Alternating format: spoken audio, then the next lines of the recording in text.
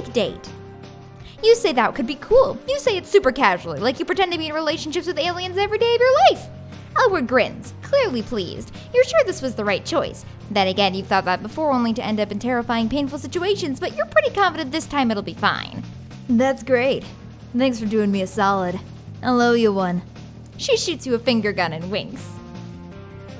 In what is now a deeply familiar story beat, Elwurd takes you back to her hive. It's pretty messy. You can understand why her ex would have a hard time finding something she left here. You don't see any signs of a Lussus, but it's probably rude to ask about that, what with how often trolls and other animals are murdered in this society. You ask Elwurd if you should get your story straight, like, how did you meet? How long have you been dating? Who is the funny one? And who always gets to choose the food on date nights? Yeah, I got a 3,000-word backstory for us to memorize. I'll be quizzing you on my favorite movies. JK. I'm not worried, lol. We can just wing it. Oh, I think she's here anyway. Sure enough, you hear a crisp knock on the door. Elwurd leans against the nearest wall and crosses her arms over her chest, looking bored. Come on in, girl. Another troll enters the hive. Hey, wait a second, you know this one! This troll is already your friend! That might be a good thing, but it might also ruin your chances with the friend you're currently chasing. But maintaining your existing friendships is important too. You're going to have to find a way to balance this. She doesn't seem to have noticed you yet. Hello, Elwurd. We can make this the last time we have to see each other. If you would just hand over my favorite sweater? I don't have it. I don't know how many times I gotta tell you. It's very simple. 1, I was wearing it over here when we broke up. 2, I keep careful track of all my belongings. 3, you think it's funny to antagonize me. All signs point to you having it. I don't want to fight again. Isn't it nicer if we collaborate? Who's fighting? I don't even remember what your sweater looks like. I don't really think about it. Or you. At all. Ever. Emotional dishonesty is a barrier to helpful communication. Ugh! I'm not one of your little jades who have to listen to this crap. Okay, whatever. I'm not gonna get dragged back into this. You're interrupting my date, Branya. More like boring ya. Lamau. I'm actually trying to hang out with someone who's not you right now. A real cutie. Oh man. Oh no. Elwurd makes a lazy gesture at you as if to indicate that pointing you out to Branya is barely holding her interest. You look at Branya and try to smile. You lift her hand in a tentative wave. Hi, you say. Branya is taken aback. She looks back and forth between you and Elwurd a couple times, trying to make sense of the situation. You and Elwurd? Well, this is a surprise.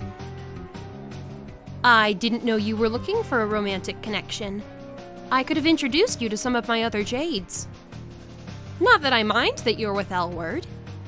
I only wish the best for her in all that she does. Elwurd rolls her eyes theatrically. Then she looks back at you. You two know each other? She doesn't look happy about it. You remember that the reason she wanted to fake date with you in the first place was to hold your cool alien status over her ex's head. Branya, already knowing you, has undoubtedly taken some of the wind out of her sails. You have to do something to turn this around. You don't want to be rude to Branya, but surely just hyping Elwurd is safe. You tell Branya thanks for the offer, but you're happy with the choices you've made. She looks a little hurt, but quickly rebounds. Of course, I wouldn't tell you how to conduct your personal life. I'm really just here for my sweater. Can you get it, please, Elwurd? Nah, lol. You just lost it. Stop making excuses to come over here. This is getting pretty personal. You try to make yourself as unobtrusive as possible, pulling the collars of your, Tagora's robe up to hide your face. Someone might accuse you of manufacturing reasons for me to keep coming over by not giving it back. Lol. Okay, whatever. I'll just let you know if it turns up, alright? Not alright. 1, you've said that before and you've never followed through. 2, you never contact me first. 3, you're obviously not motivated to find it. I want to settle this once and for all. It's time to resolve our conflict. Jeez, I didn't steal your fucking sweater. Look, I want to resolve this too, but now just isn't a good time. Can't you just let me have some time with my new pal here? It does seem like a reasonable request. This may take longer than I would have liked. I suppose I can leave it alone for now, but you can't just keep avoiding me forever. Not just about the sweater. I'm not doing that. Ugh, didn't you get enough of talking about our feelings when we were actually together? Why do we have to talk about them now? Let's talk about it later then. I'd rather leave my friend here out of it anyway. Her friend? Wow! You breathe a sigh of relief. You don't have so many friendships yet that you could stand to lose one. You can now listen to the rest of the conversation with a touch more ease. I'll come back when you're more available. Please try to work with me on this. Thank you. Bronya makes her way out. Elwurd watches her leave and then sags back against the wall, scowling. She seems to be in much lower spirits than she was earlier. Your heart aches. Friend or no, you want to see her cheer up again. You know what? She takes a deep breath and looks over at you. I do have her sweater. It's in the back of my closet. She starts laughing. You giggle a little too. What just happened here is an opening. You witnessed something revealing, and now Elwurd is in a vulnerable position.